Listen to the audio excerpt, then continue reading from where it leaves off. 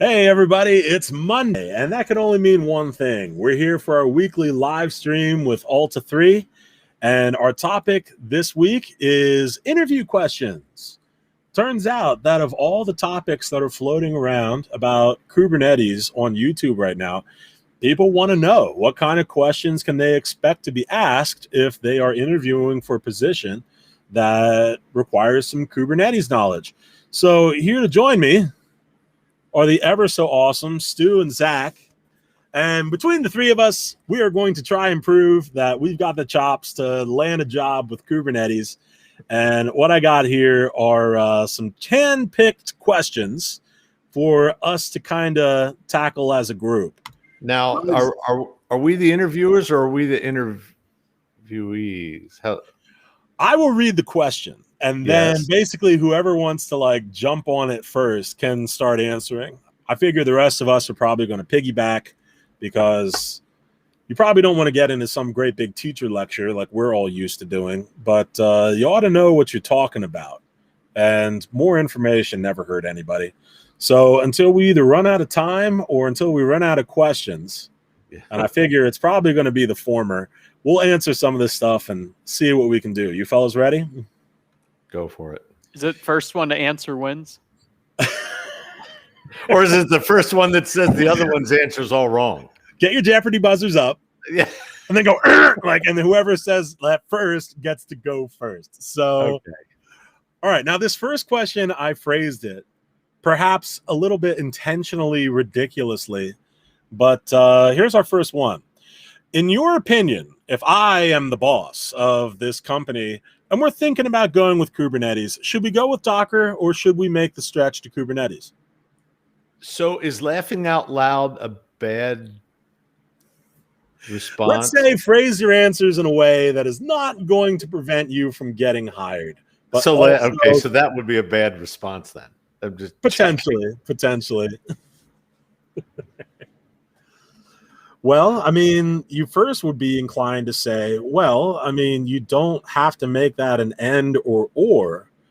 That's an end. That when you're choosing to roll with Kubernetes or other microservice architectures, you're still building containers either way. And if you go with Kubernetes, Docker is still going to build those containers.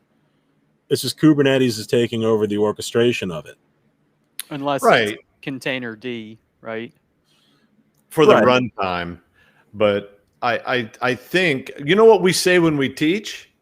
It would be really handy if you had a Docker background and you worked on that smaller scale. And then once you want to scale it up to big time, you're running more containers you could ever type Docker run into, then you need Kubernetes.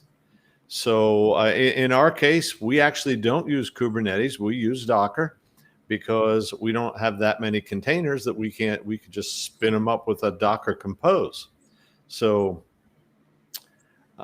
I think it is an issue of how big are you? I think generally, you go ahead, Zach. I think generally the answer is, well, Docker, you would think of a single node architecture, in Kubernetes as you have multiple Docker nodes and want to unify herd the cats. Yeah, that's probably the best way to answer it. It's a question of scale. Yeah.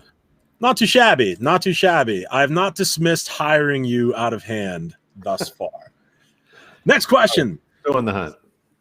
If you know Kubernetes, then you got to know one of its most fundamental components.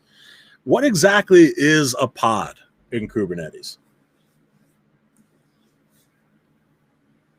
Well, I'm being polite, but I'll pounce in if no one cuts me off here. I think pod is probably one of the most interesting things about Kubernetes. It runs at the atomic level. You can get no smaller than a pod. But I spent actually a considerable amount of time studying this because pods interest me in that it knocks down certain barriers that would exist between containers. If I take 2 or 3 containers and I want to make them interact very inefficiently, I would like to knock down the inter-process communications barrier so they can actually share at the speed of memory. The other thing that I want to knock down is the ability to do network namespace stuff Let's knock that barrier down. And then finally, I'd like to knock down the ability to restrict a host name per container. So my thinking of a pod is it's a clever way to combine multiple containers. It can be potentially just one, but you can have multiple containers that work together that can support inter-process communications, host name, and network namespace. Yet you maintain the separation to control how much resources they hog, what their mount points are, and there's a few other points that are slipping my mind at the moment that we would actually want to have complete isolation between them. So this hybrid creation that Google came up with is called a pod. The name is appropriate because it's also a group of whales, which is what the Docker logo stands for. I don't know. That's kind of my shot at it. I bet you Zach can do better. Oh, you got thrown under the bus there, Zach. You got something in the chamber about that one? It's a it's one or more well, I guess you're gonna have at least one containers that share. Well, I was thinking there's container 0. I don't know if you count that one or not. The scratch container. He's right. One or more containers that share namespaces, that share some namespaces of the 7 or so they're allowed to even have. Well, I think the other point you'd want to make is you can get no smaller. That's the atomic level in Kubernetes, right? It is a pod, one or more containers. All right, gentlemen, let's let that one go. I mean, it's such a broad question to ask. Make sure you have at least a holistic understanding of what a pod is and like what a pod can do.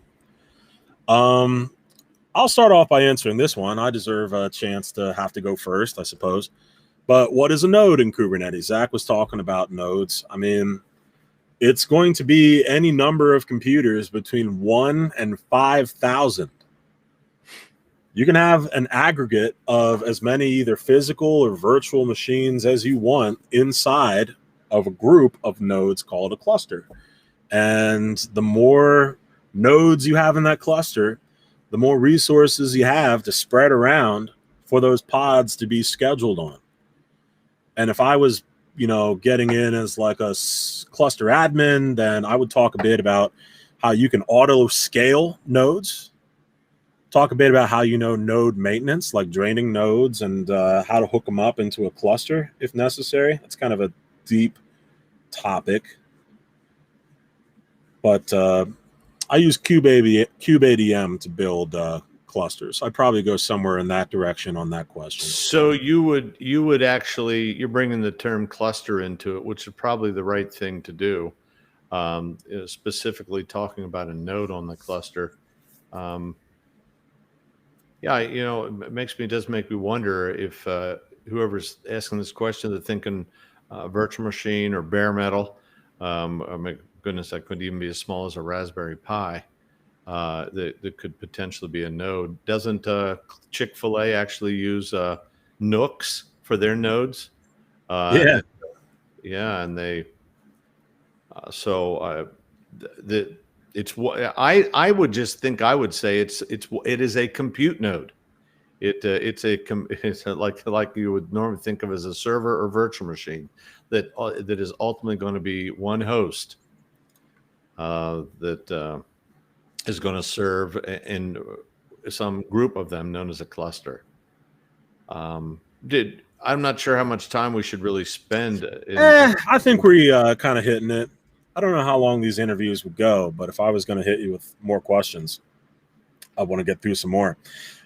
Here's your challenge for this next question. Give the answer without taking a second breath after you begin giving your answer. What is the difference between a replica set, a daemon set, and a deployment?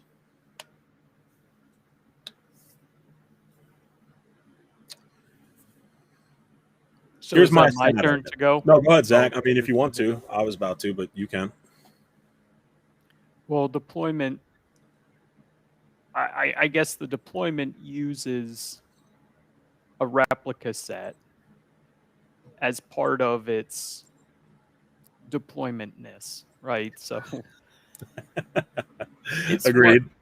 It's one of the I know they have special names for managers. A replica set manager gets created by by the deployment manager or something like that.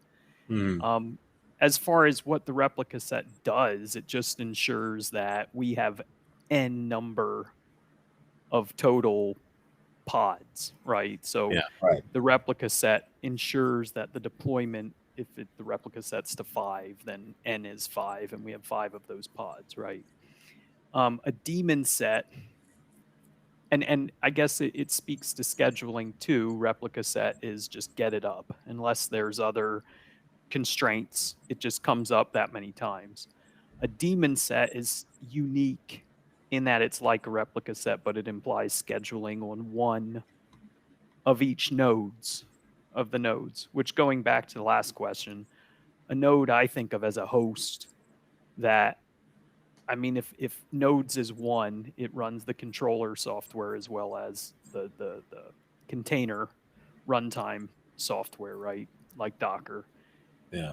If you want to scale, you start thinking about, okay, maybe multiple nodes run multiple Dockers. Maybe I have some backup controllers. That's nodes where Kubernetes software is going to run, the components of Kubernetes, Yeah. the If you hot got rod that is something, Kubernetes. if you got something running internally, if you are running Prometheus, like for instance, to take care of your logging inside of a cluster, that's a daemon set. You want that to be present on every node. That's internal. Nobody ever puts out their applications as part of a daemon set. That's part of a replica set, which is created by a deployment. So depends on what kind of application you want to run. But if you asked us to explain it in one breath, let me take a crack at it, Coach. Go for it. So we talked about a pod in the beginning. There were pods, and the object in pod design would be to keep it reasonably compact so that it can easily fit on one node. But in order to scale, we would like to grow beyond the capacity of one pod, so we generate more pods. But that requires load balancing between, let's say, 3 of these pods, and that's where the replica set controller comes in, where it is responsible for maintaining those 3 pods, keeping them running, and then keeping traffic balanced across them. In fact, if you delete one, the replica set controller will put it right back. That there's other work involved with that. So another layer on top of that, which completely buries the replica set, is the deployment. So at the deployment level, there's even more automation that largely guarantees the replica set just keeps running, which then keeps the pods running. And we tend to think of this as an outward-facing service, something that the outside world would want to attach. Already, I did not do this in one breath, I'm seeing. Just going to ask. Yeah, sorry. I'm a teacher. I can't help myself. The daemon set, on the other hand, it's exact. I think you couldn't say any better than you did, Chad. That they're pods that are inward facing. They're providing an inward service, whether it's DNS or Calico, and you name it. But it's a service that everything else is going to depend on. And generally speaking, service, I should say, it's pods that everything's going to depend upon. And we want to have one of them per node, or one per specific kind of node. We refer to them as a daemon set. Nice. They're all pods. What's great about this is that our conversation is so far-ranging. We've already answered some of the other questions that I had. So I've only got just one more, and then I think we're good for the week. etcd. Is that just a Kubernetes thing? Is that only for Kubernetes? No, it's not just Kubernetes. What? I'm just trying to make Zach mad because he talks about etcd all the time, which is obviously not just a Kubernetes thing. It's a key value store that all of our state of our cluster is being saved inside of Kubernetes. But Zach, where else are you seeing etcd being used? So I think it can be used as a key store in OpenStack. It is used as a key store in, I think, Rook. It's used as a key store in, Kubernetes. I'd have to cheat and look at their website to know the other ones, but let's just go. I think it's etcd.io. Well, look that up for a second. Let me just chime one little thing in. M3 and Core DNS. So he has. There you got it. Core DNS. Okay. So the other thing that I think we should recall that's neat about etcd is that it actually manages high availability. So if I run 3 etcd storage, they're replicating back and forth, maintaining high availability. So you get 3 etcds running and you kill one off, the other 2 are still there. Yeah, I think they use that Raft protocol for that. you do. Mm-hmm. The other thing is I still haven't figured out exactly how to make the light bulb just turn on for students, but I go, after we learn like Flask and building a SQLite database and connecting it to an API interface, I go, hey, look at this, apt install etcd or yum install etcd. And suddenly with, cert distribution, you can just do largely the same stuff that we spent 45 minutes designing Pythonic interfaces to stick on, homegrown SQLite database. Oh, but you're using etcd instead. Well, etcd does largely the same stuff. Right? Yeah. RESTful API with key store abilities. Well, indexes and things like that. I mean, it's not a database that way, but it is really fast at looking stuff up because it's using hash. I think etcd is also a good opportunity to kind of shoehorn in the fact that Kubernetes is just such a mutt. It's such a mongrel. It's just a Frankenstein's monster stitched together of like all this other freeware that just enables it to work. So, all right, gang, I would say that we're running out of time. And speaking of interviews and the ability to deliver on them, was there something you wanted to say about that, Stu? Oh, there certainly was. We're interviewing. You mean that? We're hiring and we're looking for instructors. And anyone interested, why don't you prepare these little questions right here and come talk with us? Sure would be nice to fill an open slot right now. We're working hard to fill it. All right, gentlemen, thanks for joining me and answering some of these questions. If you were watching and you learned something and you want to stick around, just hit that subscribe button and we'll see you next week. Take care, everybody. Bye, everyone.